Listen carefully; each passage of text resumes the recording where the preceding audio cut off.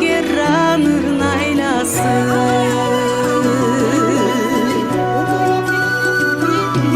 kızı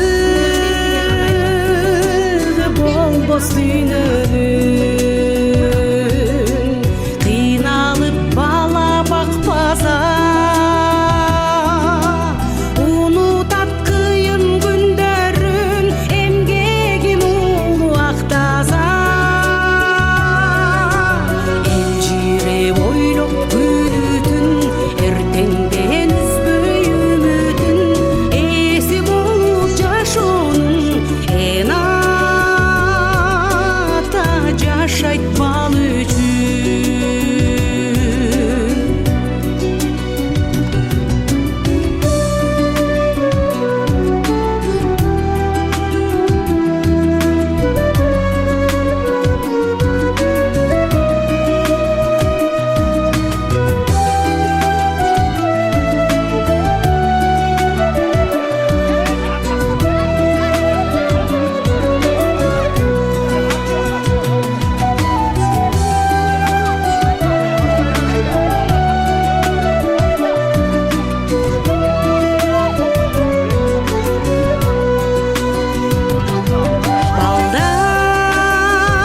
Baldarım menin kımbatım, baldarım menin sırdaşım.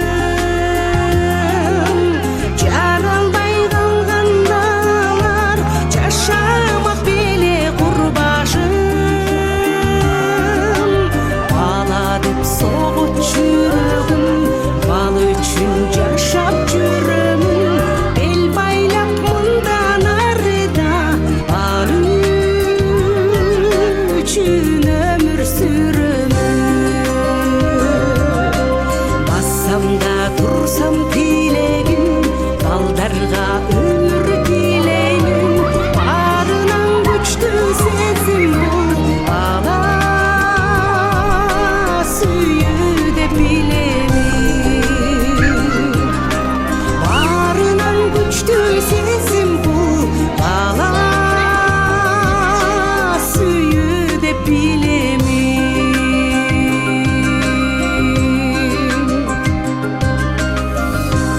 Кыргызымдын айтат саламын Айжан аттуу кызы ийилип. Саламатсыздарбы? Сарамжалдуу кыргыз калкым, көтөргөн алакандай элдин баркын. Арбаңыздар, арбаган атпай журтум, өчүрбөгөн коломтосун үйдүн кутун. Арбаңыздар, мээримдүү ата-энелер алакан жайып бизге бата берер. Арбаңыздар, кыргыздын уул кызы тааныткан өз элине сүйкүм жүзүн. Амансыздарбы? Эмесе Россия Федерациясынын борбору көп улуттуу көркөмү кооз Москва шаарында жалпы Кыргызстандын келечеги болгон жаш балдарга арналган майрамдык кечени ачык деп жарыялайбыз. Кыргыз Республикасынын гимни. Кана балдар, гимнди кантип угабыз? Ордубуздан туруп, оң колубузду көкүрөгүбүзгө коюп, гимнди билгендер кошо ырдайбыз. Ордубуздан турабыз. Ну-ка, все встали. Все.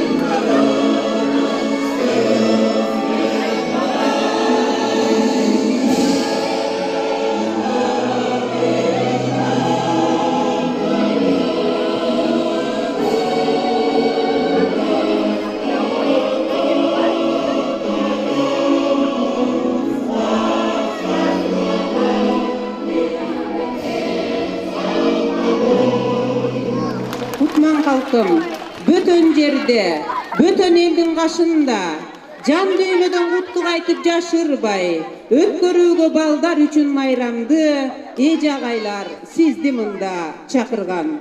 Ушул чакырууну чын ниети менен кабыл алып келип отурган азиз коноктор, ардактуу ата-энелер, бүгүнкү балдардын майрамдык кечесине кош келипсиздер.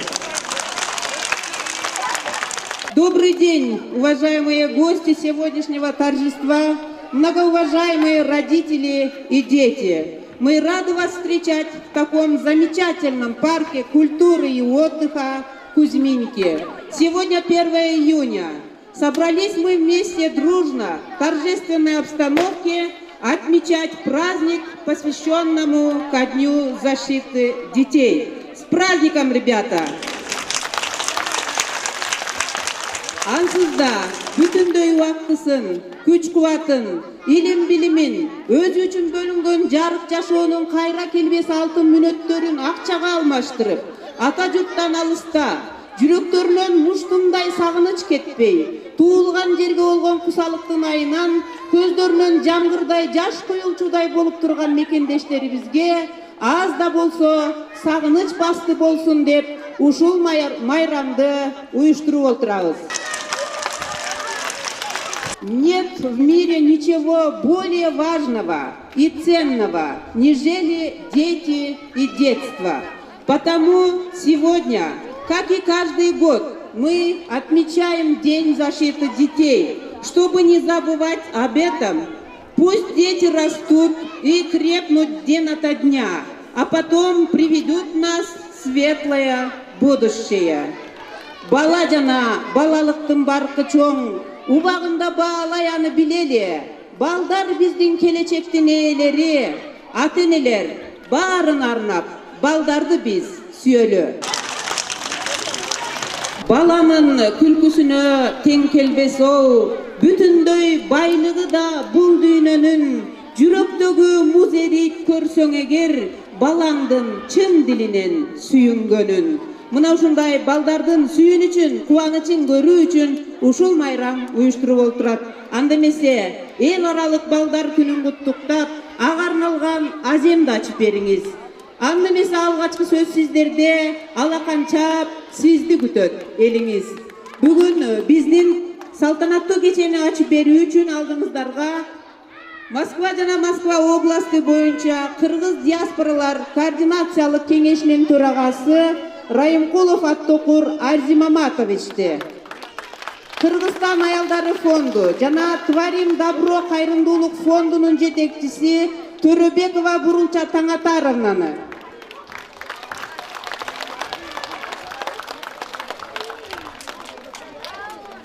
Россия Федерациясындагы Кыргызстан миграциялык комитетинин өкүлү Бакыт Алкадыров мырзаны жана Кузьминки Люблино району боюнча өкүл Лавров Вадим Кирилловичти чакырып коюуга уруксат этиңиздер. Бурулча Таңатаровна табылып калар, ага чейин мен мырзаларга микрофонду узата берейин. Саламатсыздарбы, бүгүнкү чоң майрамдын катышуучулары, урматтуу кичинекей балдар, балдардын ата-энеси, ушул жерге келген чоң ата, чоң апалары, бүгүнкү майрамыңар кут болсун.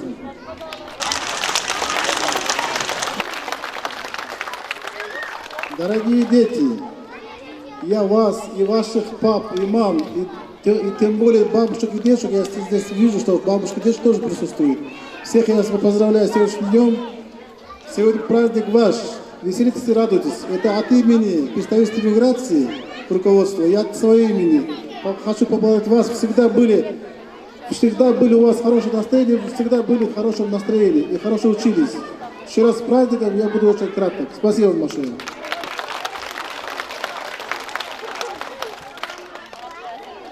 Саламатсыздар, урматтуу мекендеш туугандар. Алгач барыңыздарды ыйык ороза айында өтүп аткан эл аралык балдарды коргоо салтанаттуу майрамыңыздар менен куттуктап кетүүгө уруксат этиңиздер. уруксат этсеңер жаш балдардын бүт баардыгы орусча түшүнөт го дейм. Бул жерде башка улуттун да өкүлдөрү отурушат, ошончо орусча уланта кетсек. Добрый день, уважаемые друзья, дорогие гости, уважаемые, любимые наши дети. Позвольте всех вас здесь присутствующих поздравить с сегодняшним замечательным праздником, с Международным днем защиты детей. Этот день очень значимый и важный для нас всех. Наше будущее, наше счастье. И вам, дети, мы посвящаем всю свою жизнь. Будьте счастливы. Я бы хотел от вашего имени, от имени Координационного совета кыргызской диаспоры города Москвы выразить искреннюю благодарность администрации, в первую очередь управе Кузьминки Люблино, администрации культурного дома, парка отдыха Люблино Кузьминки и непосредственно руководству, и которые нам оказывали повсеместную помощь, выразить благодарность и сказать им огромное спасибо. Майрам.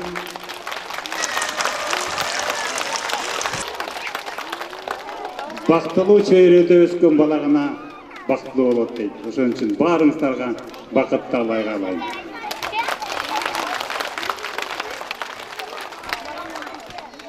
Здравствуйте, дорогие друзья! В отличие от коллег, я не могу сказать ничего вам на киргизском языке, простите меня. Я скажу на русском. Я думаю, что все вы понимаете. Кто понимает меня, поднимите руку. Все понимают. Мы рады приветствовать вас, дорогие ребята, взрослые, всех вас в московской усадьбе Дедушки Мороза. Скажите мне, вы знаете, кто такой Дед Мороз? Поднимите руку, кто знает. А взрослые знают? Молодцы.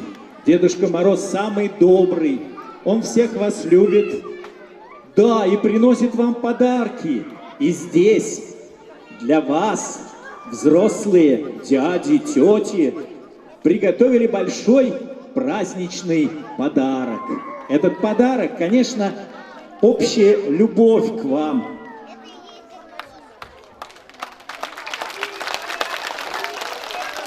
Мы вас всех поздравляем.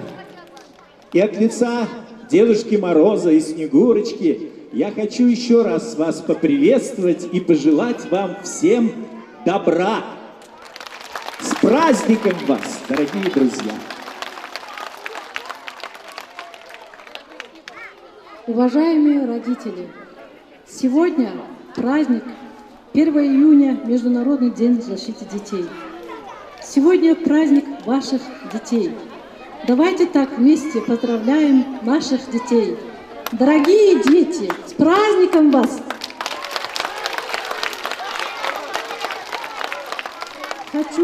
Хочу поздравить вас всех с Днем защитника, с Днем защиты детей 1 июня, международным праздником. Хочу пожелать здоровья, счастья. Пусть будет солнце на земле. Пусть будет у вас в доме в достатке. Пускай ваши дети вырастут красивыми, образованными и воспитанными. Будьте всегда честны. Дети, учитесь, не забывайте родной язык. Здесь, какой бы национальности не были дети, пусть они сохранят свой родной язык, традиции, обычаи, культуры.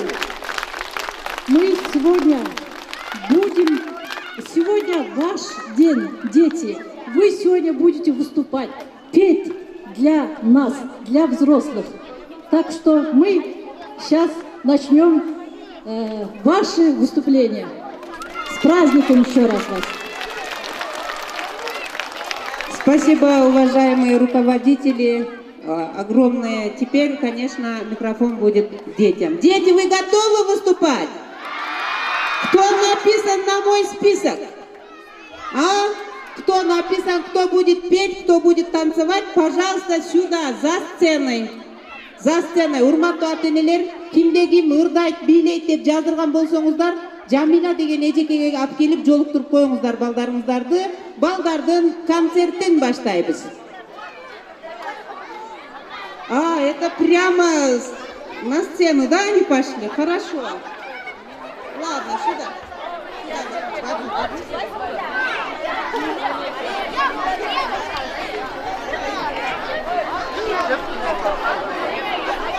кой бербегиле, ата энелер.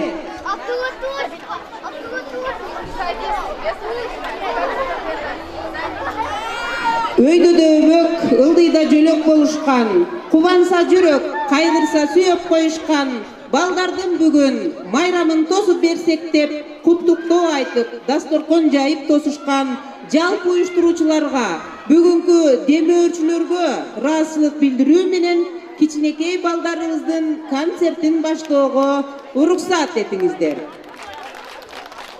Мен албетте булардын баары менен таанышып отурганга убактым жетпейт экен. Ну-ка, кто будет наизусть сказать стихи? Начнем. Ты? Давай. Ты танцевать будешь или петь будешь? Не знаю.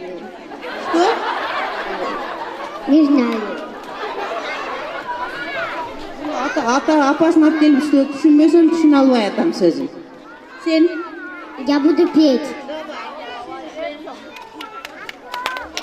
Но я забыл. Дети, тогда вы готовьтесь. Я пока хочу... Хорошо. Я хочу пригласить моих друзей, которые я познакомилась. Идемте, ребята. Только что мы здесь познакомились, и алар бүгүнкү орозонун ыйык күнүндө сиздерге жарамазан айтып бермекчи.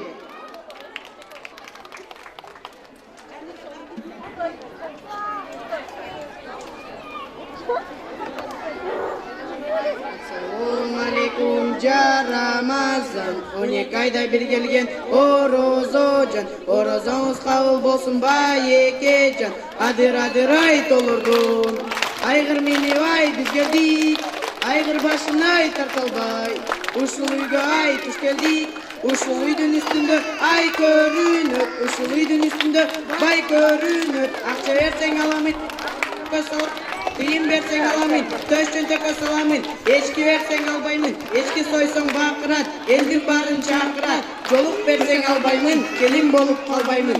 Ниетиңизге жетиңиз. Эндиги жолундан да байып кетиңиз. Омин, жакшы сөз болду. Ниетиңизге жетиңиз. Эмдиги жылы мындан да байып кетиңиз. Бардыгыңыздар демөөрчү болуп калыңыз дейт. Азаматсыңар балдар, силерге албетте биздин демөөрчүлөрдүн белеги даяр, бирок биз могу жерде убакыт албаш үчүн анан мен чакырам. Рахмат. Ну-ка, кто будет петь? Кто готов? Идем сюда. Кто готов? Рядом, давай. Знаем, что однажды есть на свете место, это знаю точно, где цветет волшебный сказочный цветок. Цветик, семицветик, мой король цветочный, дарит детям чудо каждый лепесток. Каждый лепесток, лети, лепесток, через запад на восток, через север, через юг, возвращайся, сделав круг, лишь коснешься ты земли, быть по-моему вели, быть по-моему вели. В песнях и легендах он растет, наверное, он цветет в прекрасных сказочных мечтах. Знаем, что однажды, унесенный ветром, радугу надежды, он зажжет в сердцах, он зажжет в сердцах. Лети, лепесток, через запад на восток, через север, через юг, возвращайся, сделав круг, лишь коснешься ты земли, быть по-моему вели, быть по-моему вели. И тогда над миром купол свой чудесный, цветик, семицветик, ярко распахнет, станет мир прекрасным, солнечным, светлым, и в тот миг волшебный счастье к нам придет. Лети, лети, лепесток. Ол чаап койсоңор 3 мүнөттөн бери ырдап атат ушул бала. Лети, лети, лепесток. Через запад на восток. Через запад на восток. Через север, через юг. Через север, через юг. Возвращайся, сделав круг. Быть по-моему, лишь коснешься ты земли. Быть по-моему велик. Быть по-моему велик. Кана менин жардамчы кыздарым. Атың ким? Келе кой. Сен кел. Бери кел. Атыңды таанышпайм. Нурел Канбеков Бекевич. Канча жаштасың? 9. Кыргызча айтчы, канча жаштасың? 9. 9 жашта. Нурелге белек беребиз, чоң кыздар. Мен кызым келе кой. Кана кийим даярlı жана көпөлөк кыз. Көпөлөк кыз, а? Кел. Ты готова, да? Давай, держи. Микрофон можешь держать? Давай, сама держи, а то мен сени Давай, шаг. Сюда. Белая береза под моим окном, ты накрылась снегом, точно серебром. На пушистых ветках снежной каймой распустились кисти белой бахромой. И стоит береза в сонной тишине, и горят снежинки в золотом огне. А заря лениво, обходя кругом, обсыпает ветки новым серебром. Атың ким? Ширин, Канча жаштасың? 5. Апаңдын аты ким? Сейл, Кыргызча түшүнөсүңбү? Ова, Азаматсың анда. Кана кимдин ыры кыргызча? Келе кой, кел. Мо кыргызчага без очередь беребиз, келе кой.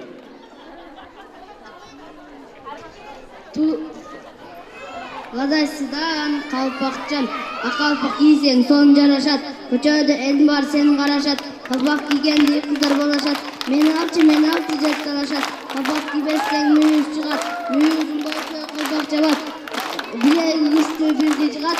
Калпак орлар миңге жыгат. Бир күндө калбай өмүр бой кийир. Ар дайым кийсең көрөсүң сен. Үйдө жумушта барлык жерлер. Бир гана калпак мончон такыр кийбе.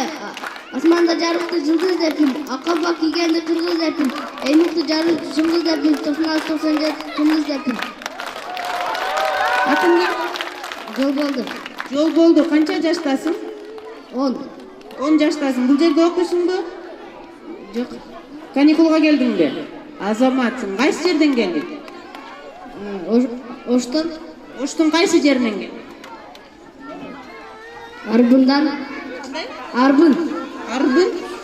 Иши кылса оштуктарга бизден салам айтасың, Москвада ушундай кыргыздарды чогултуп бизди ырдатты деп. Айтасыңбы? Кана кийинки кыргызча. Келе кой.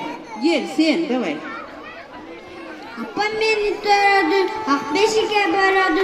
Апам мени чоңойтуп, Москвага жиберди. Москвада бир кыз бар, чөлтөндө жылдыз бар. Алайын десем актым жок, салайын десем чөлтөң жок. Сен чөлтөң турат го? Атың ким? Билал, Билал канча жаштасың? 5-тамы, Жок, кыргызча айтчы ошону. 5, кыргызча канча? 5. Ой Азамат, сага 5. Эми муну сары көйнөкчөн кызга беребиз. Сүйлө. Чырбала, аралатты билбей бир бала. Ойногонду билбей, ула-мула. Ошончуктан, чырбала. Фатима. Канча жаштасың?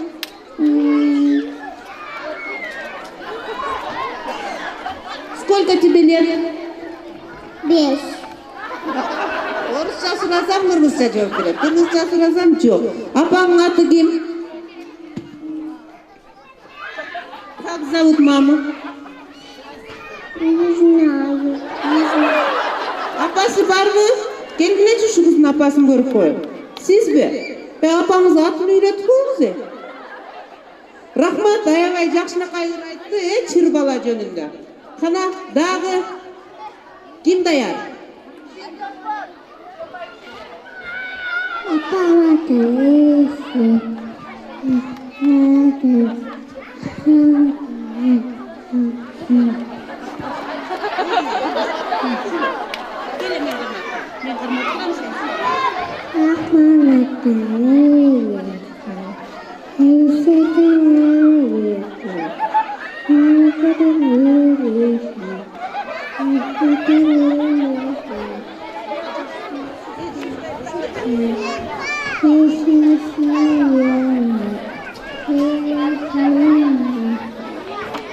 Азамат, атың кім? Алия. Алия, қанша жаштасың? 3. Білмеймін, 3 анан 2-ні көрсетті, өкөрдің ортасында оқшайды. Апасы? 3 жашар Алия қызыңызға дағы белектеріңіз даяр. Балдар мындай қыласыз. Арқарақ тұрла, азыр еңгесін о жерден секіріп қаласыз. Bir қадам арқаға bir қадам. Балдар, кім мені түшінсө? Арқаға. Шаг назад, пожалуйста, давайте. Дети, сейчас будем хором петь. Хор. Знаете, какую песню? Пусть всегда будет солнце. Знаем? Давайте. Только припев будем петь. 1, 2, 3. Начали. Пусть всегда будет солнце, пусть всегда будет я, пусть всегда будет мама, пусть всегда будет я, пусть всегда будет солнце, пусть всегда будет небо, пусть всегда будет мама, пусть всегда буду я. Теперь идите Джамиле, идите. Она всем будет раздавать подарки. А остальные стихотворения потом еще продолжим. Хорошо? Потому что у нас есть те ребята, которые ранее записывались, а вы вне очереди вышли. Я тоже согласилась с вами. Будете, но я позову. Пока подарки берите. Идите, подарки берите. Идите, Джамилеже. Идите, Джамилеже идите. Джамиляға бара ғой. Пока дети разберутся со своими подарками, у меня есть вопрос родителям, тоже сюрпризом, тоже подаркой, то есть. Уважаемые родители, вы готовы? Конечно, я буду задавать вопрос на русском языке. Когда основана, из какого года отмечается День защиты детей?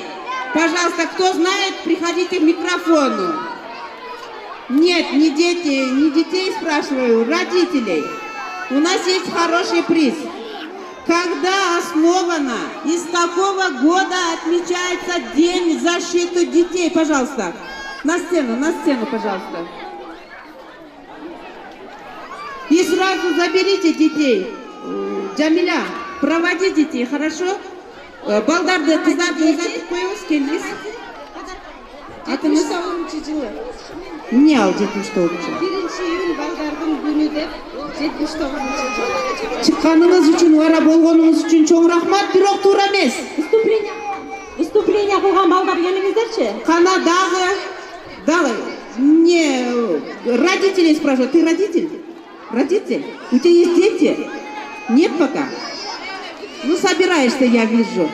Пожалуйста, вопрос простой, но надо знать дату точно. Когда основана, из какого года отмечается? Основана в одном году, а отмечается со следующего года. Поэтому, пожалуйста, как вас зовут? Слушаем. Вопрос понятно? Да. Давайте. Отмечается 1949 года, 1 июля, вот. Отмечается с 50 года. Правильно, в 49 году основана, правильно. Отмечается с 50 года. 50-го года В отмечается. В Париже. Молодец, поздравляем и давайте аплодируем. Урматтуу ата-энелер, мындан кийин да керек болот, билип алыңыздар. Балдар күнү 1949 жылы 1 июнда Париж шаарында Аялдар конгрессинде белгиленген. 1950 жылдан баштап балдар күнү белгиленип келе жатат. Тогда сколько лет? Который годовщину мы отмечаем сразу? Который годовщину в этом году? 69. Правильно, 69 жолу майрамдап жатыптырбыз. Азаматсыз Jamila мага бир жакшыраак белек берип койсоң, жигитке ылайык. Бир аз күтүп туруңуз, сиздер белегиңиз. Белектер аябай жетишпей жатат. Сизди бирок биздин родители обещали.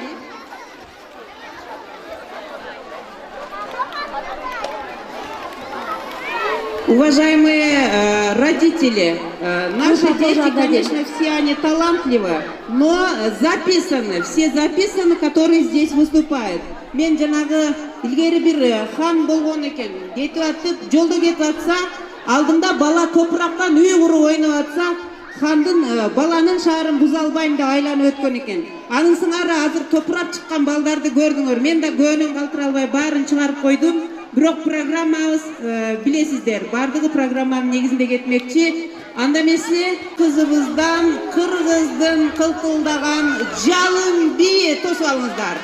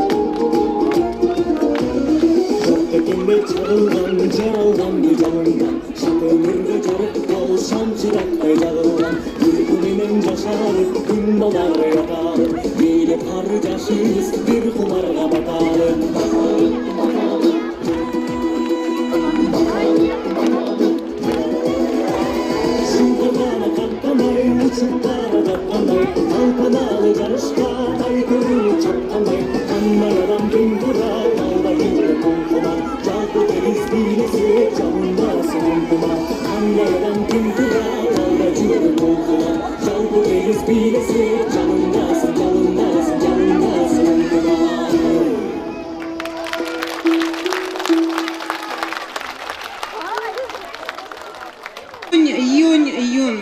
В саду щебечут птицы, на одуванчик только дунь, и весь он разлетится. Праздник солнца. Сколько вас, одуванчиков у лета, детство, золотой знак для большой нашей планеты.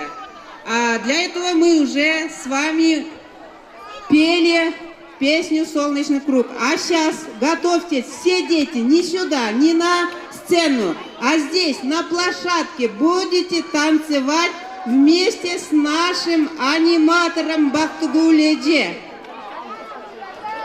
Сиздер, урматтуу ата-энелер, көбүңөр эле билип калдыңар, Москвада Бактыгүл аттуу аниматор кызыбыз бар, балдардын оюндарын уюштуруп жүрөт. Анда эмесе ушул эжекебиз азыр балдар менен кошо Жакшынакай жалпы бир оюнду көрсөтүп бермекчи.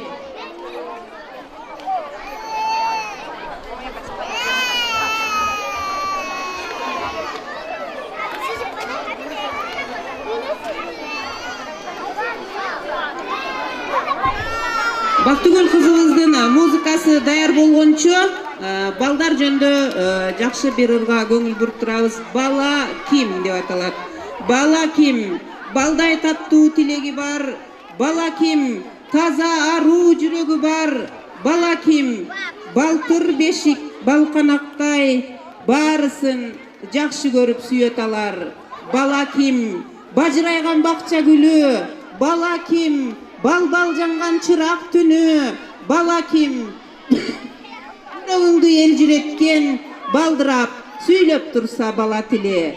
Бала ким, ата-эненин табылгасы. Бала ким, эртеңкинин камылгасы. Баладай ширин болбосо эч бир нерсе. Бала ким, жашообуздун жашыл жазы. Мына алдыңыздарда Жакшынакай жаздай болуп көктөп, ар бириңердин колуңарда бүчүрлөп турган Жакшынакай балдар туруп атат.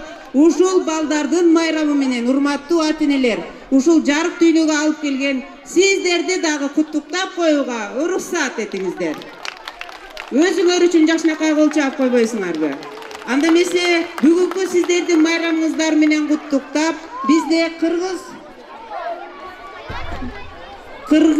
Республикасынын Россия Федерациясындагы элчилигинен өкүл келип отурат. Урматтуу Байымбетова Гүлбарчын Сулаймановнага сөз беребиз. Кыргыз элчилигинин пресс катчысы, келиңиз эжеке. Ал эми Бактыгүл эжекеңерди көрүп алдыңарбы? Пончик азыр силер менен ойнойт. Балдар майрамы менен Пончик биринчи чыкпады. Пончикти чакыралы. Майрамыңыздар менен балдар. Урматтуу ата-энелер, урматтуу балдар, бүгүнкү чоң майрам баарыбыздын келечегибиз болгон, адамзаттын келечеги болгон балдардын майрамы. С праздником, ребята! Весело вам! Сегодня какой день? Сегодня 8 марта, да? А какой день? Ваш праздник. Вы наше солнце, вы наше небо, вы наше будущее.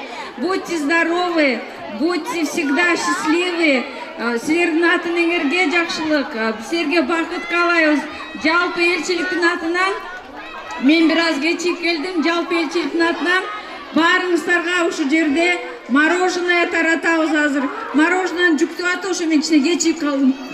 Ошо бардык ата-энелерди бүгүнкү майрам менен куттуктайбыз. Асманыбыз ачык болсун, жерибизде тынчтык болсун. Биздин балдар дайыма ушундай жаркыраган келечекте, жаркыраган жашоодо жакшылыкта чоңой берсин. Билимдүү болсун, илимдүү болсун. Биздин келечек болгондуктан балдарыбыз бизден көп үмүттөндүргөндөй жакшы, билимдүү жаштардан болуп, адамдардан болуп чоңойсун. Мына Москва жергесинде тийиштүү билимди алып атабыз. Керектүү кружокторго барып, керектүү билимдерди алып атабыз. Москва жергесин учурдан пайдаланып, Москва жергесинин расмий бийлигине чоң ыраазычылык билдиребиз. От имени посольства, от имени лично посла Аликбека Джекшенкуловича позвольте выразить руководству России, руководству этого замечательного заведения парка Кузьминки. Также я еще раз хочу поблагодарить наше руководство. Сегодня, вот знаете, такой праздник, и сейчас только что мы вышли с праздника, где московское правительство проводит, всем подарки дарят, и сегодня подарим мы подарки. Лично от посла, от имени посла Аликбека Джекшенкуловича мы сейчас вам раздадим после, конечно, окончания мероприятия мороженое. Спасибо вам. Чоң рахмат. Майрамыңар менен дагы бир жолу асманыбыз ачык, жерибизде тынчтык болсун. Рахмат. Рахмат эжеке, сизге дагы. Анда эмесе элчиликтен балмуздак жейбиз. Балмуздак деген эмне? Молодцы, молодцы, все знают. Теперь, давайте, я буду задавать вам вопросы, а вы будете отвечать только «да». Понятно? Настроение каково? Не вот, да, вы должны. Все такого мнения? Все без исключения? Мы повзрослели? Да вы что? Все мы сумели? Один за всех, а все за одного. Здоровье в порядке? Ой. А весело ли вам живется? Мамочки, вы умеете играть? А сейчас тогда будем играть вместе пончик Бактыгуль. Пожалуйста, Бактыгуль. Мы вас ждем, мы с вами будем играть. Дети, будем играть сейчас с аниматором. Кто будет коснуться на эту сцену, тому мороженого нету. Вот у меня охрана, видите, 2 охраны я уже поставила. Они охраняют, чтобы вы сюда не коснулись. Бактыгуль, вы готовы? Идемте. Ну-ка, Колчак, аплодисменты.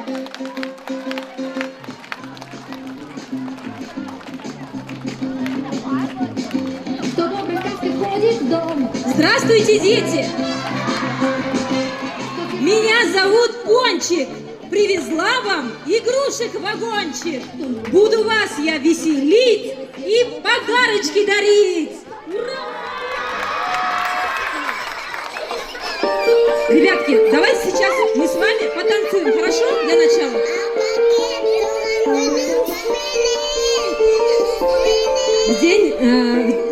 Песня посвящается для матерей.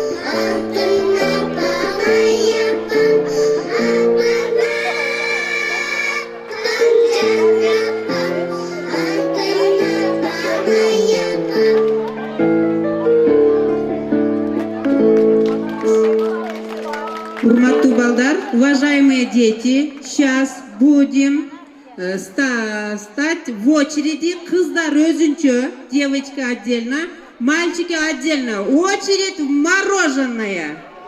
Мороженое очередке турабыз. Балда, мен жака эмес, мен жака келбегиле. Сценамда жок, менде жок, мороженое элчиликте. Кыздар бир катарга, бизде жардамчылар бар, ата-энелер өзүңөр да жардам бергиле. Балдар бир катарга тизилип, мороженоңарды алып келгиле, эрип кетип атыптыр.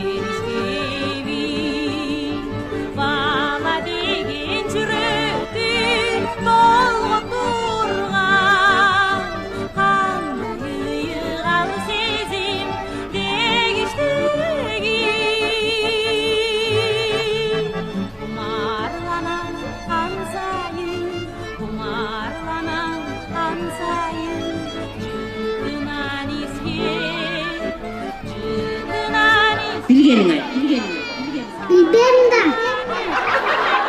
Анан неге чыктың? Билбей калдым. Билбей калган үчүн чыктыңбы? Ооба. Көрдүңөр, бизде ушундай жомоктор бар да, живой. Аплодисменты. Жана кел деген үчүн гана келе калдым.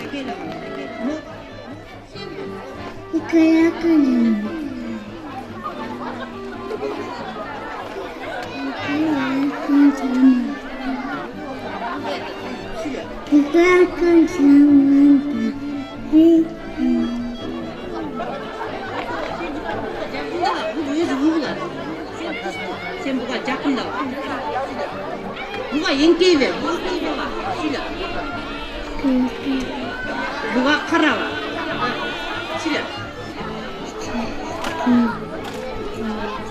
Ладно, готовься, иди готовься. Потом выйдешь. Давай, бери, келе кой мен жаным. Атың ким?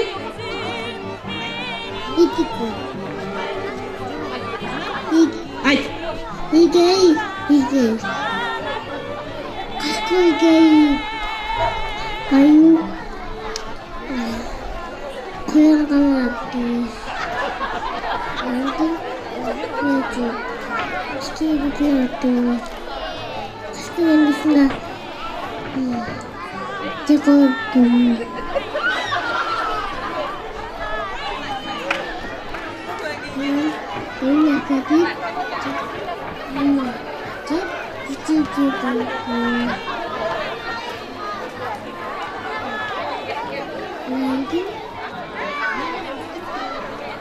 Не олуп бүтүптүр жомок?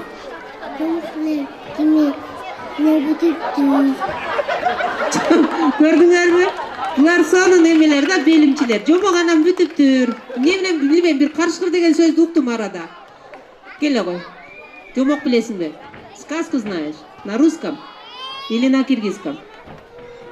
На киргизском. Давай.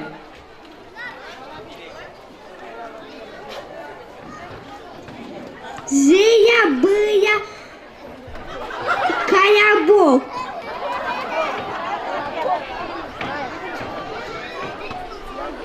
И сказал, что с Пекина я на колобок. А мама сказала, что да 100 с песней. А папа я на колобок сказал.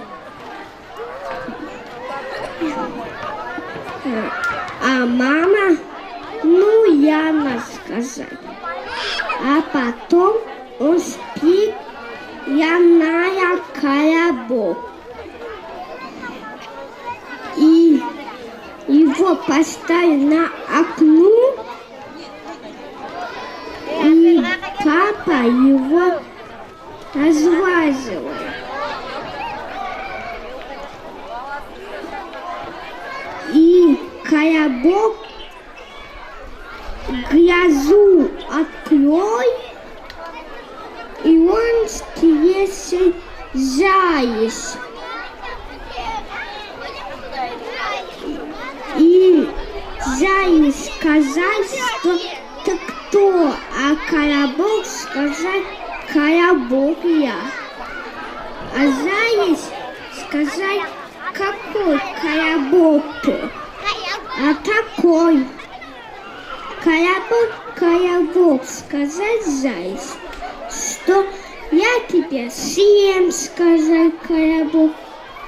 А потом не можешь ты меня, я тебе с песенку спою.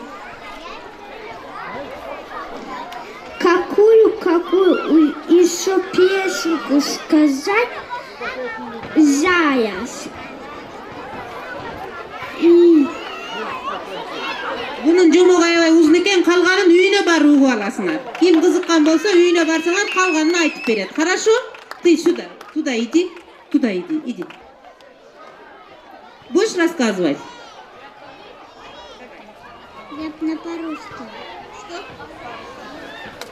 Пойдет, давай. Жила-была одна девочка.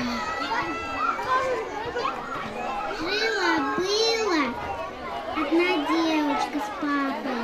Его мама, когда была маленькой, умерла. Ну а потом его отец на другом женился.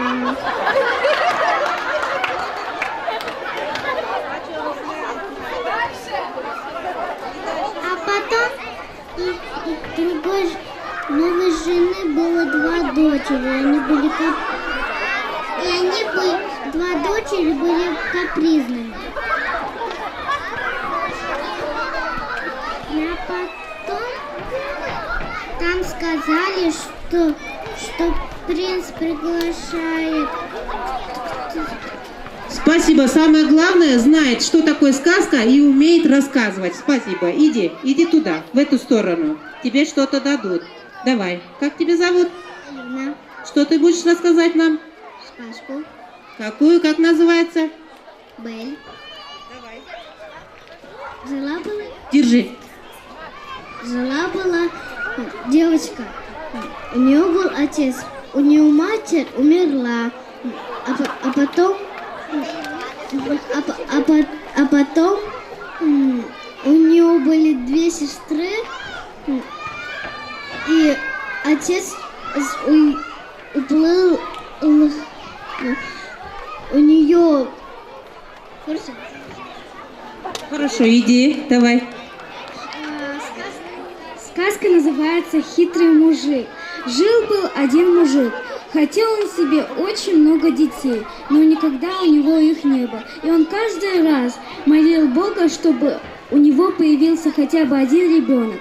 Один раз мужик пошел на поле и увидел там 3 пастуха. Они молили его о помощи и сказали ему: у нас дракон крадет овец за ночь 3 овцы. Помоги нам, пожалуйста, мужик. А мужик отвечает: ха-ха, такие сильные, а трусы. Потом мужик решился их дракона захватить и убить. Той ночью мужик спрятался под куст и следил за за овечками. Ну вот и пришел дракон и забрал 3 овцы. Поэтому мужик напал на него и убил его. Сюда иди, спасибо. Давай, как тебя зовут и какую сказку будешь рассказывать? Нурел. Меня зовут.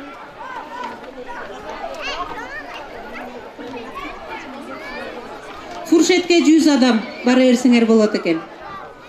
Өтө курсак ачып, менден суу сурап аткандар баргылачы. Менден суу сурап, мен курсагым ачты деп келип аткан балдар барсынчы. 100 адам баргыла, анан калгандарыбыз дагы улантабыз. Меня зовут Нурел, и я буду рассказывать сказку «Красная шапочка». Жила-была одна девочка, и у нее была мама и бабушка. На день рождения бабушка ей шила красную шапку, и она каждый день носила красную шапку. И так ее назвали Красная Шапочка. Я знаю, что ты до конца знаешь эту красную шапочку, да? Молодец, иди. Меня зовут Таригель. Я знаю про сказку «Теремок». Жил-был муха-горюха, а там в тереме никто не жила. Муха-горюха пришла и зашел, а мышка стукнула. Тук-тук-тук. Кто там в тереме живет? Я муха-горюха, а ты кто? Я мышка-нарушка, а ты кто? Я муха-горюха. Потемни-ка себе жить. И по себе жил. А вдруг потом лягушка-квакушка сказал: кто в теремочке живет, кто на высоком живет. Я мышка-нарушка, я муха-горюха, а ты кто? Я лягушка-квакушка. Ходи к нам жить. А вдруг зайчик. Тук-тук-тук. Кто там в тереме живет? Теперь на мои вопросы отвечаешь. Сколько тебе лет? 10. А ты где учишься? В школе. Я знаю, что ты в школе. В какой школе? 15-8. В каком классе? 3 класс. На 3 класс ты закончил, да? На 4, да, перешел? А ты по-русски сколько получил? По литературе, да? По... 5. 5. Молодец, за 5 тебе подарок, иди.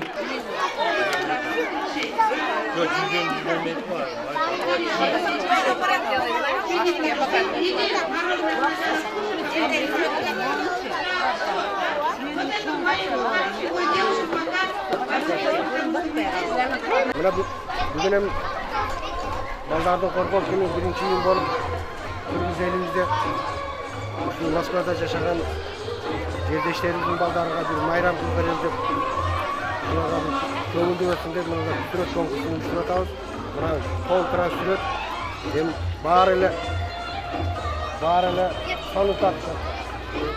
Булардын эми фантазиясы, ой жүргүзүүсү, өзүнчө мааниси, ар биринин чечимин отурган убакыт керек. Сонун тартышыптыр. Эми азыр балдар баары тартып бүткөн болсо, жашы тарткан жигиттерге өзүбүз аксакалдар эмелер менен кеңешип жакшы орундарды беребиз. Буларды майрамы болсун, элибизде тынчтык болсун, токчулук болсун, балдар биздин келечегибиз, булардын өмүрүбүздүн болуп келечекте кыргыз элине жетектеген, кыргыз элинин алга сүрөгөн жаш улан кыздар ушулар. Булар менен кыргыз элин бар дегендей балдарыбыз аман болсун, токчулук болсун, өмүрлөрүбүздүн да чың болсун. Майрамы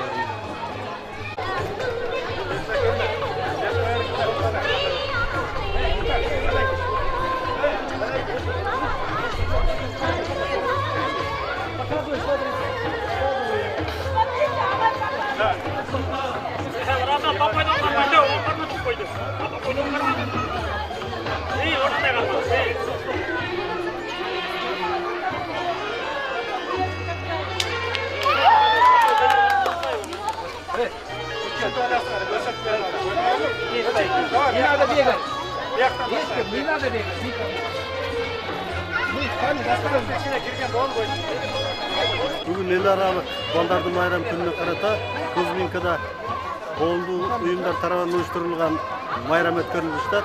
Ошол майрамдардын бири кичинекей ордону чийип балдарга көрсөтүп жатышат.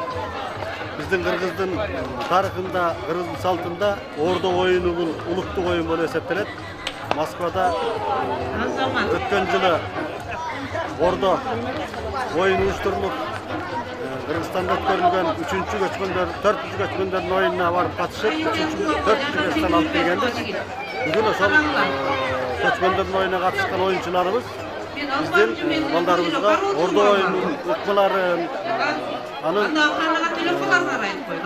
ыкмаларын көрсөтүп, балдардын майрамы. оюн уюштуруп жатат. Анда эмесе азыр бир дагы бир жашнабай биге заман маманы кийген испан бийи.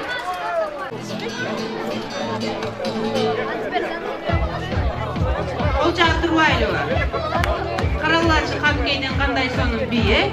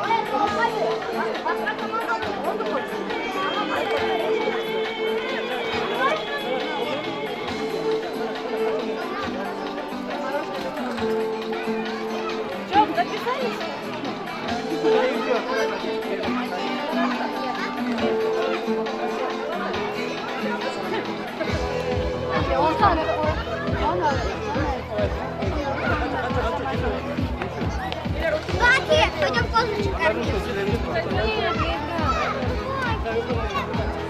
Иди к папе, я играю. Ты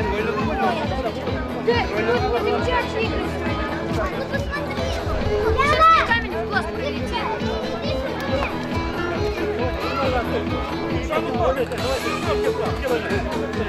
А бұл ойнаған бізсің? Ойнаған. Кім ойнаған берген?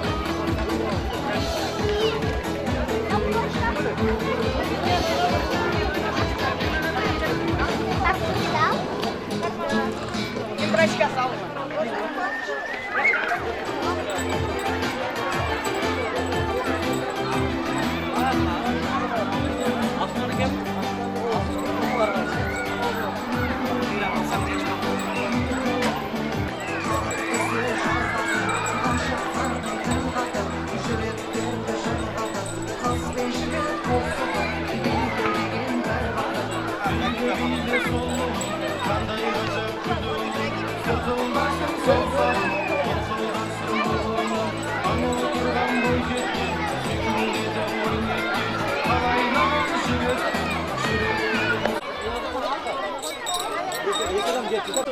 Bugün Brüksel'in Baldardı Horro gününe Kırgız'ın ulutlu oyun olgan orada oyun oynattık.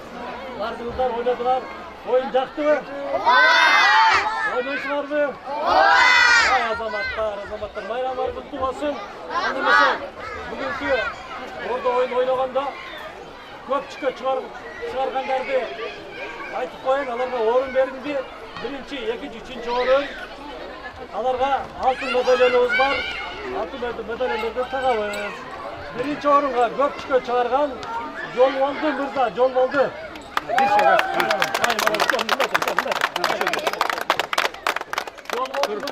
orun.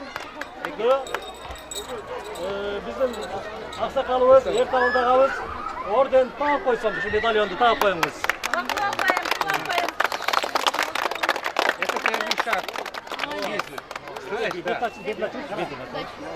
Тартып қойғыла суретке. Суретке тартып қойғыла, суретке. Март, ағай. Уже тұр, қимылды айтып. Бергіле, беріледі да. Андан кейін, сіз отырып өсіңіз болады. Андан кейін екінші орынға Улан деген мұрза көпчікке шығарып тұр. Улан кем? Улан деген мұрза, келіңіз. Мына бүгінгі ойынды алып барған біздің ордачыбыз Құрманбек ағамыз тағып қойсын. Үшкен жәніне.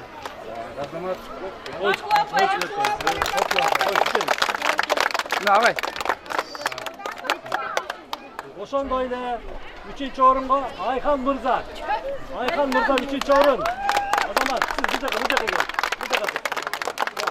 Айхан мырзага 3-чү орун.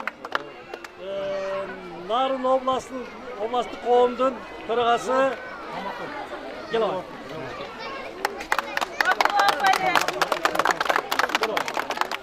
Акжол мырза.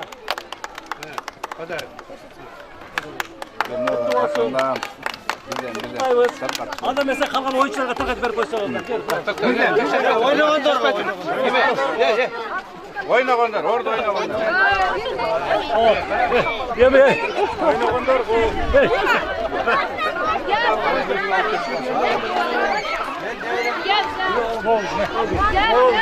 Келечек энелер, Гүлбарчын Байымбетованың жанына тизилип, аркасына тизилип отыруп бериңиздер.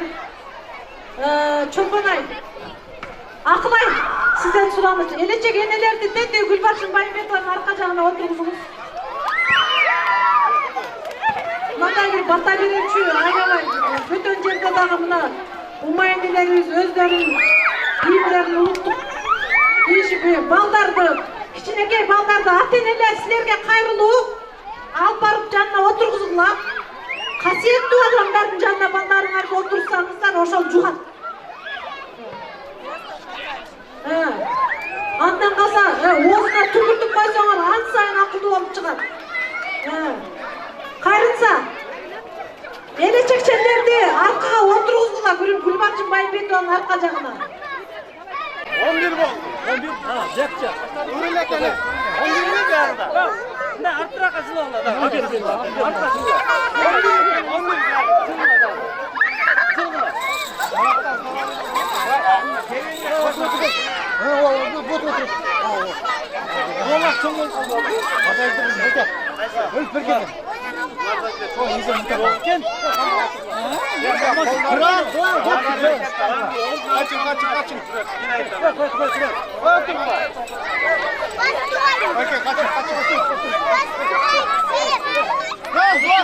Oldu, başlayalım, давай.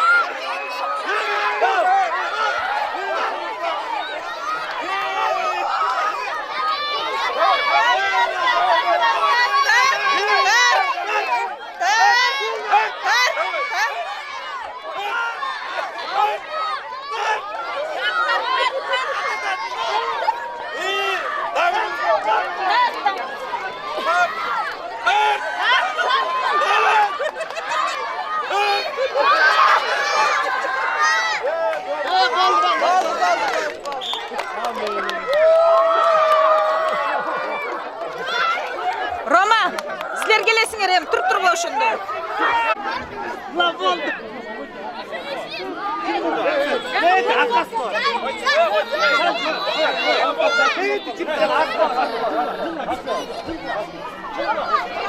Başlayı vergile.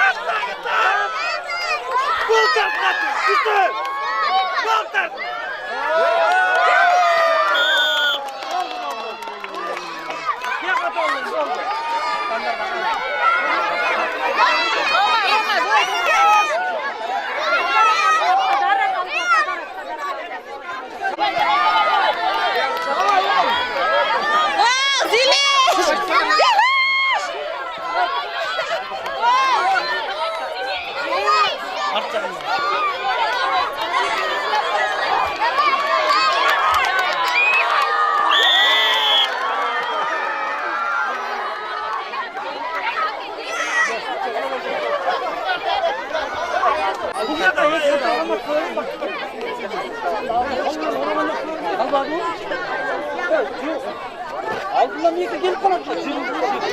Şeyiniz.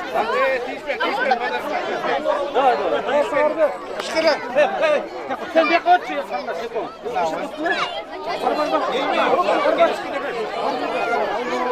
Narkotla to, narkotla.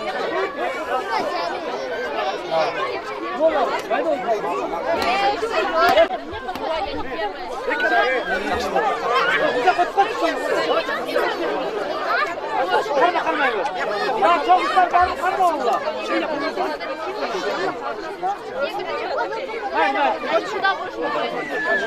Ya abi sizden de gelip kalan mı acaba? Aklı.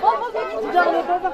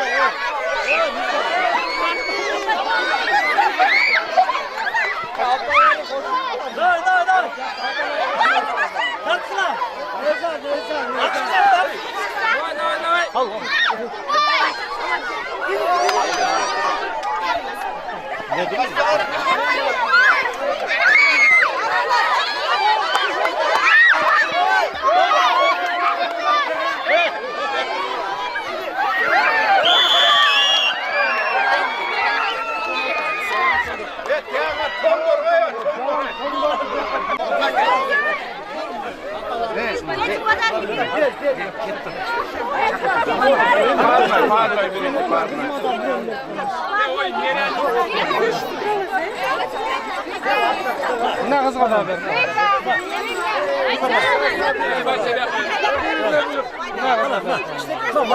Maydaga.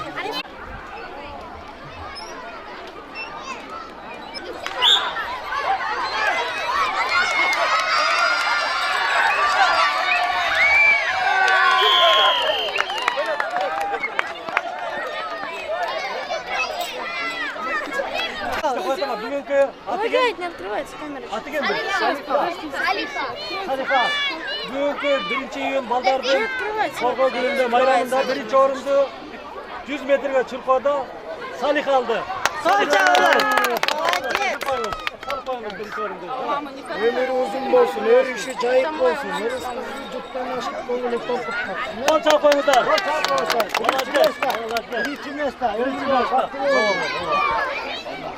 Atın kim? Sen atın mı ne? Maması atın. Ошондой эле экинчи орунду бүгүнкү чуркоодо Şirin'i doğaldı. Anladın mı? Şirin'de. Şirin'e tava koyalım. Şirin'e. Sıratın kim? Aliye. Oşondayla 3. orundu. Özün yaşına qaramay, kişilikine qaramay 3. orunda Aliye Cemil oldu. Aliye'ye 3. orunda verdik ulan. Tamam koyalım. Emi midayla artık harman bunday turlar. Tek çıkara bunday kıllar çıkana. Bunday kötörgüler midayla artık kötörgüler. Kötörgüler midayla. Beni karakoyun. Ben karakoyun. Beni karakoyun çıkana. Bize karakoyun. Kaç kıvat elinde? 40 video oturdu. Üç orunda aldı. Kolçak kola. Kolçak kola. Bak çalar. Hayır zaman. Gerçekten. Ay malatçı. Yolu baldardı.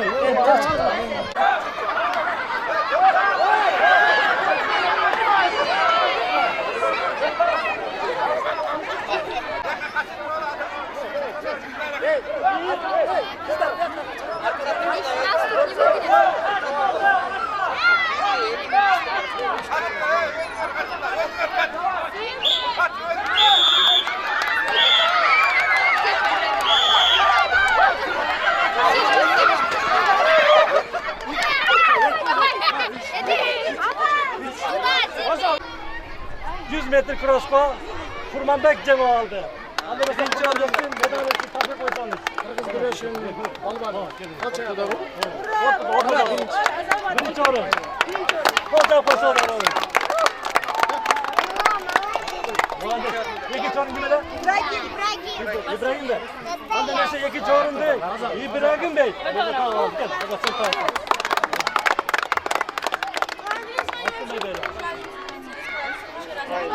Altına kanalına ince de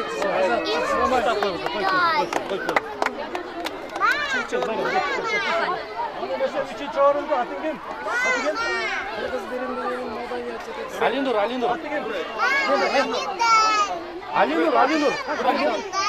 Ali mesela üçüncü orunda Ali Nur Cemo aldı. Kraliye. Koça koçamızdan.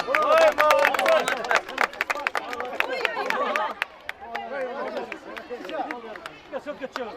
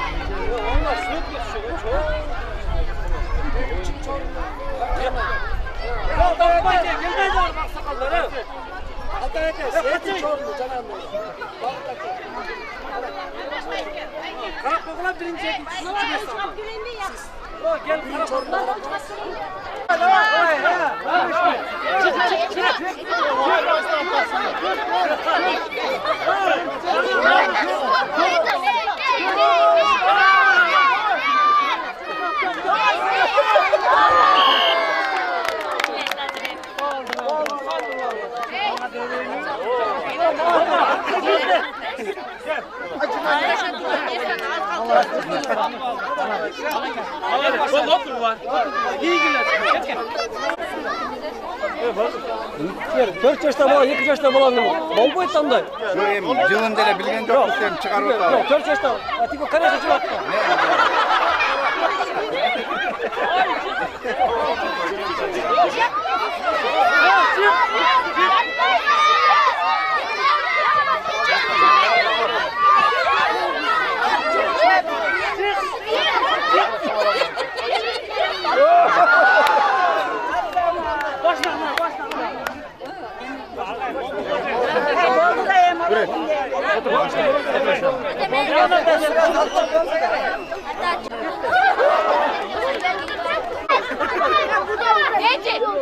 Ey bala, dur narahat. Dur narahat. Kaçtırça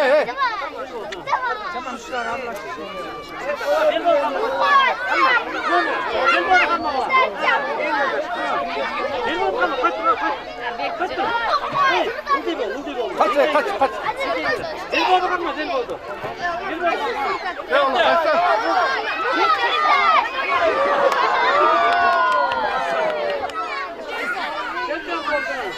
Gel Berak gel. Bak.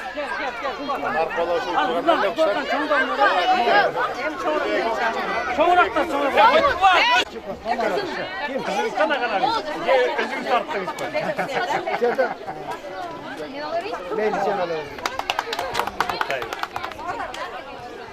Talaybek Ulu Alan.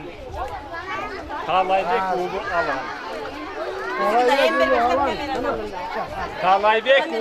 Alan. Ariana 4 yaşlar. Ariana Kı. Ariana Kı. 4 yaş. Kimden bu? Ariana Kı.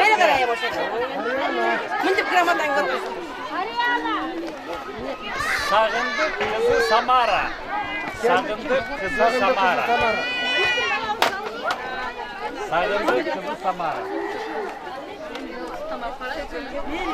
Sağındı kızı çok. Ceyinbayev Ayhan.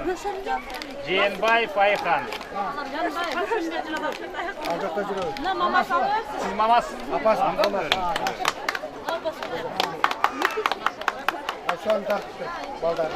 Aliya deb yazıp koyuyorsun, familiyası yazbay. 4 yaşta Aliya. 4 yaşta. Aliya. Merim degende çıktı. Merim degende hazır çıkaralım. Aliya var mı Aliya? Aliya. Bana medal geldi medal. Çok konay. Ne mi? Güzel. Bana 3. meslem. Otombay ve çok konay. Otombay var demek. Bana. Çok konay. Bana gırım atalım. Tarttan süretimiz. Bana tarttan süretimiz. Bana istedikçe tarttan süretimiz. Cumabayeva Aygerim. Oldu bitti. Cumabayeva Aygerim. Yok. Yemi çetten aşağıda. Altay kızı Adema. Adema. Tak.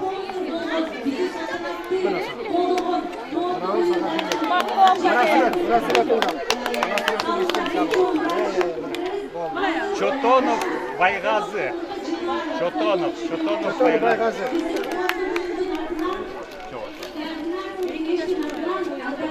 Aylin 2 yaş. Aylin. Ablam yaşlar kalmış. 2 yaşlar. 2 yaşlar. Var mı yok Aylin? Yok var.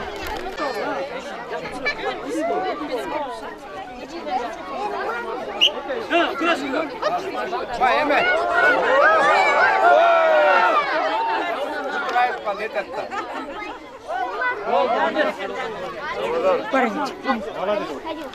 Dia kapıya gel. Bundan bana çıkartma. Buna cengal olalım.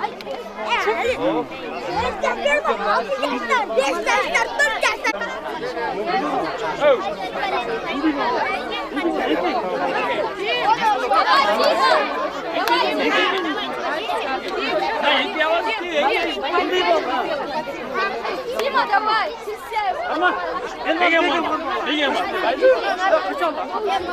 Марлен.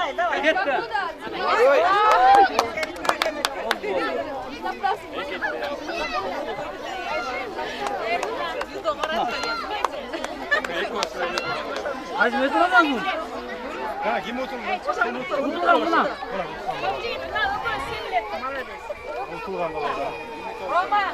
Ya berkele. Ona ber ciğer başı. İnki daha. İnki. Kette. Hay. Kette. Kaç kula, otur kula, otur.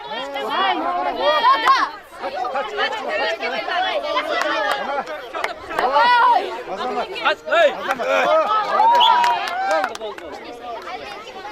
Getir.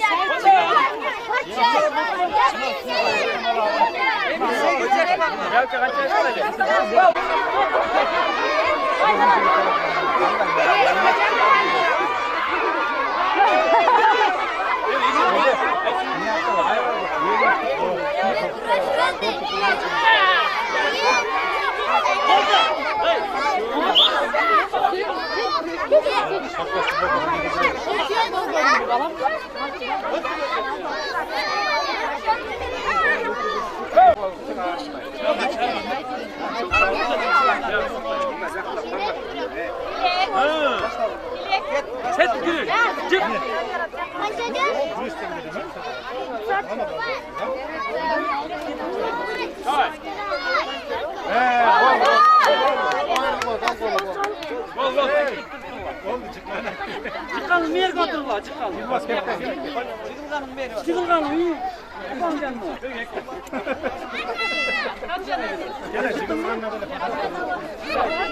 Can başka, hoppa, can başka. Kanat, berket. Üretediniz. Çıkalım meyka, ekin gel.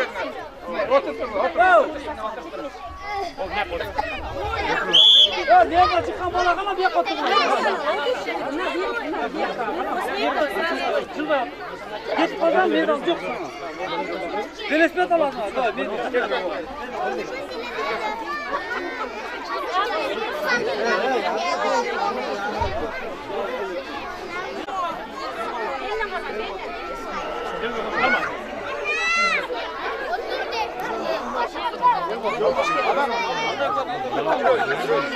Ya arkasını anlatsınlar kızlar, arkasında.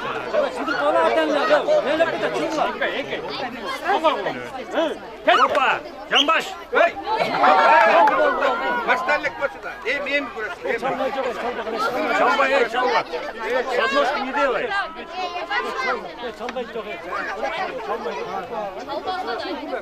Sadnoşka veri vekili de var. Tutma kolda. Sadnoşka kıl var. Beraka gel, beraka. Medal, sen alalım bir şey var. Ya, farz diyorsun. Hey!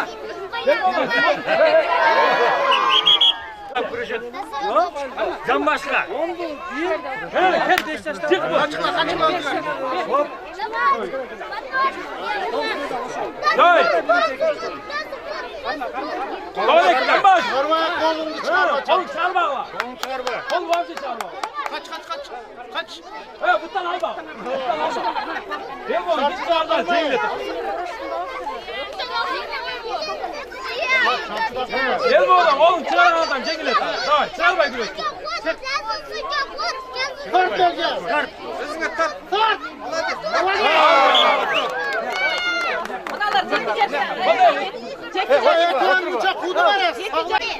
Kolları çarmıha.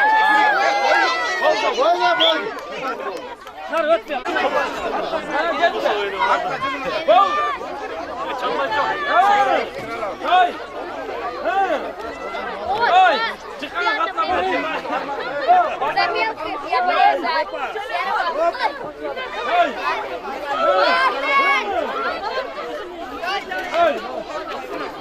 Hay.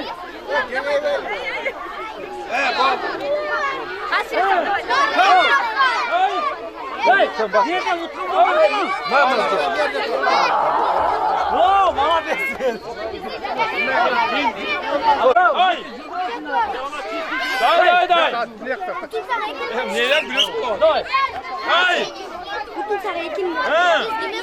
Hey, bizi çok bağla. Ay. Bol bana kasıra dağılma, utkanlar. Siyah ağay. Utkanlar nereye geldi? Utkanlar mağa geldi. Utkanlar mağa geldi. Utkanlar niye geldi? Şuraya bir çıkmala kaldır koy bu orada. Şurada yenge gider. Yenge. Başla. Başla. Kaç kaskıla. Kaskıla. Kalk, utkun gel. Sol ut değil mi? Yeme kom. Dön. Çok böyle. Hadi. Aslan al, onu kolda. Ya, güreş diyorum. Aslan al. Bura karmatsan. Onu kolda aslan al. Biri ekliyor eken. Bir adam kolunu çek. Onu kaçtır sürücü. Turat bak. Suya turat bak. Suya bilet veriyorsun. Bunday bak tuzağa. Kaçtır lan. Düşüyor tuğazlar ha. Bunlar bile çomparlar da bunlar. Değersin nerede? Bağlan. Hetle.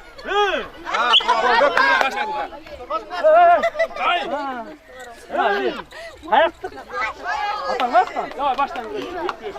Kara sudan kaç metre? Tamam ya metre oldu.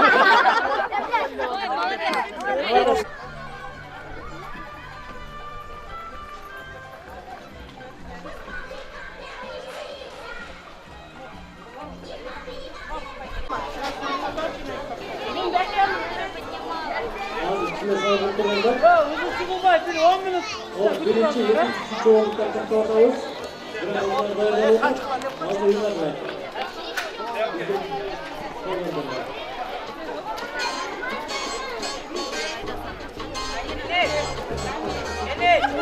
Память грамота сжатай. Память грамота сжатай.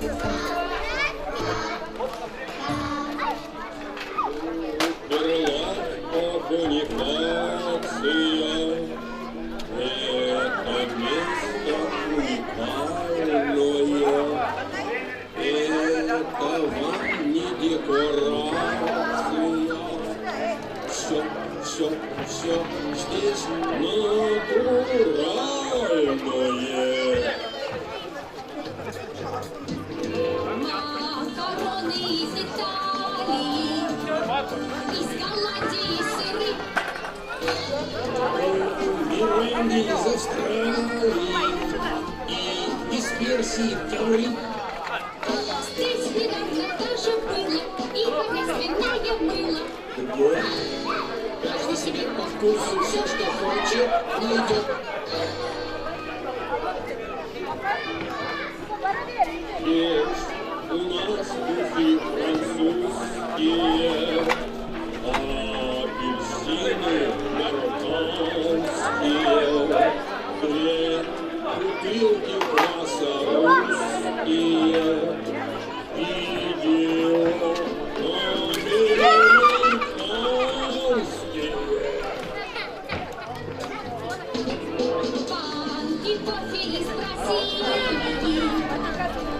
птицами часы.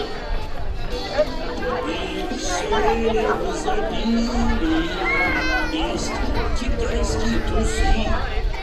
Добрые врачилки, надрочили детдомки. Вот, каждый себе по вкусу все, что хочет, найдет.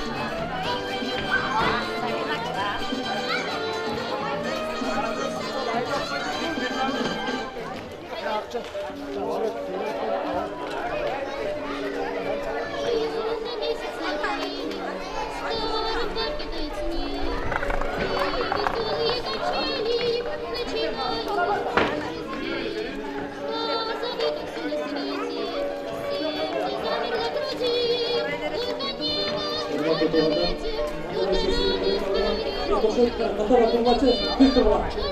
3, 6, 9. Bire bakmalara bölünmüş. Hadi lan. Şimdi konuşurken şöyle. Ben çok rahat istiyorum.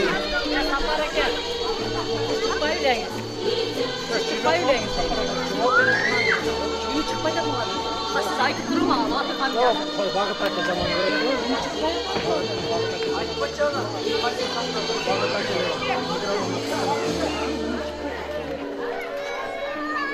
Tas ayıp durma ama tatlılar.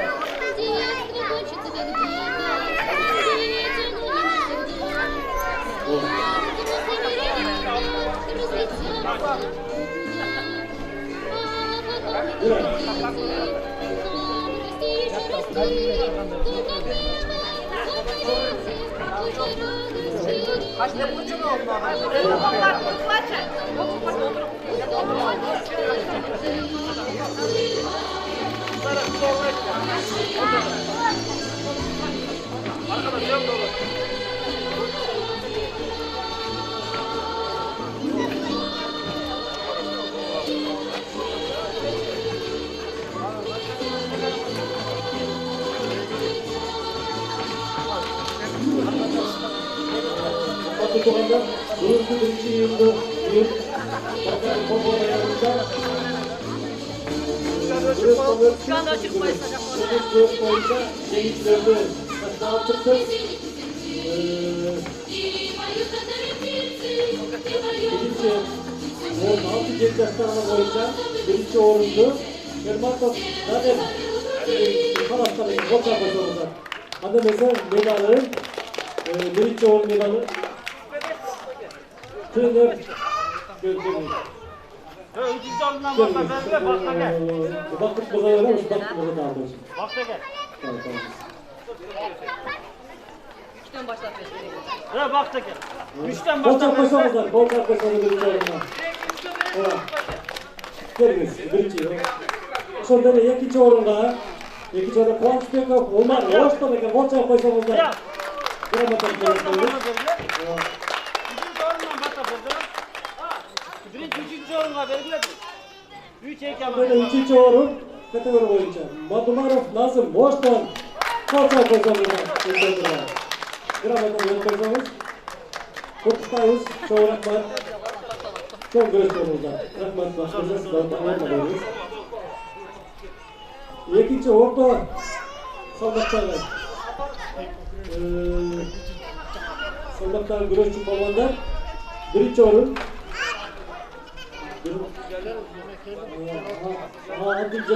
Abdülmacanov ular Karasu'dan ekken hemen koşmak üçgeniniz siz silifler stasyon koyunuz. Birinci kral adasını yeriyiz. İkinci altı detaylalı. Tek taraf koyunca, ana taraf koysun, Türk koyunca, güzel koyunlar. Yaplar, çoğuraklar. Ardından gibi oturuyoruz siz. İkinci orunda Saparov, Emiliyet. Çalıvat Doğu Kentler ekelim.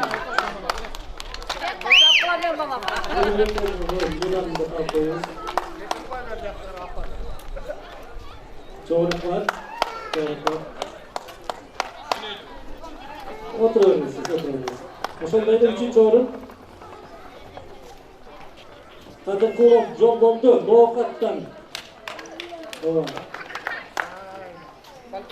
Медалдары. Рахмат. Сиздер орундарыңыздар. Андан кийин сиздер отуруп. Кенжебаев Тимур Оштон коча колдоп коюңуздар.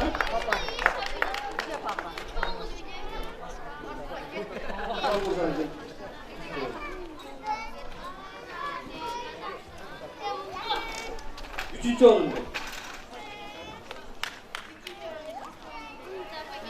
Ekінші orunda. Майрамбекұлы Мұхамбет Үстікөлден Қожа Қорына.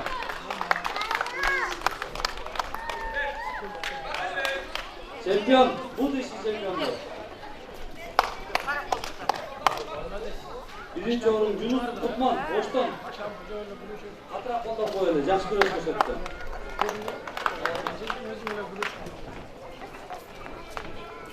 Құттықтаймыз, анда mesela жалпы ресторан көсөккө түшүп коелу.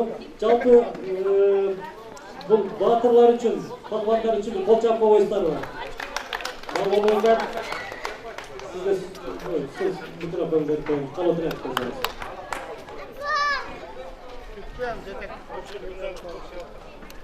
Жаштар біздің келешек емеспіз бе?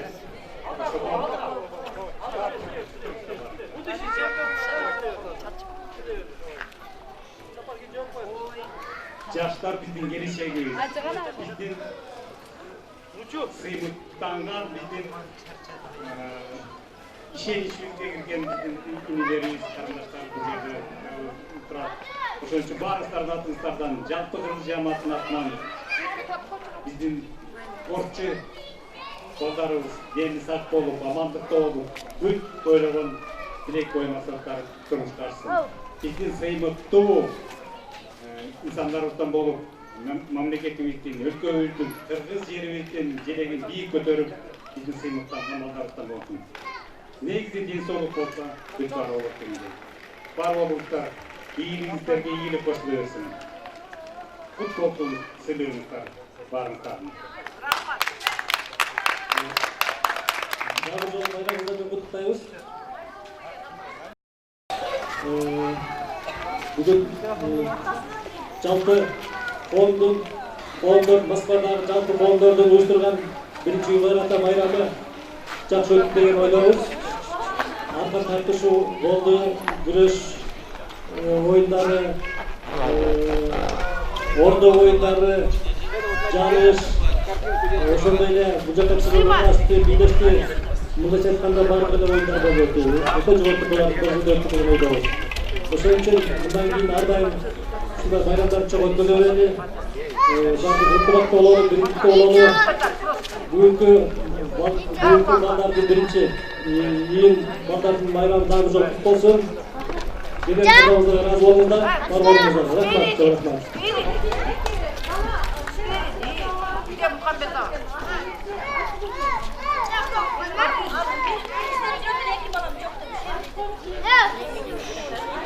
Atan Esa Aysulu.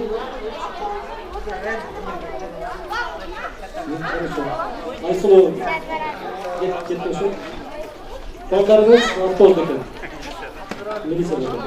Rahmat, katağınızda razı olunuzlar, çok rahmat, var olunuzlar.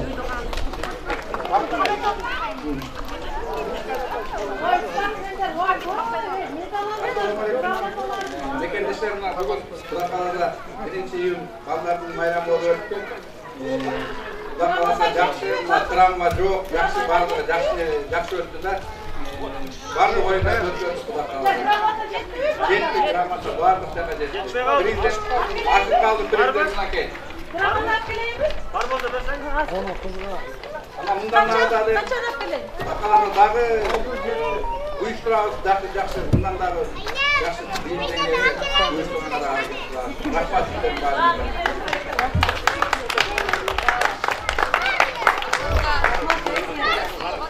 Rahmat değil mi?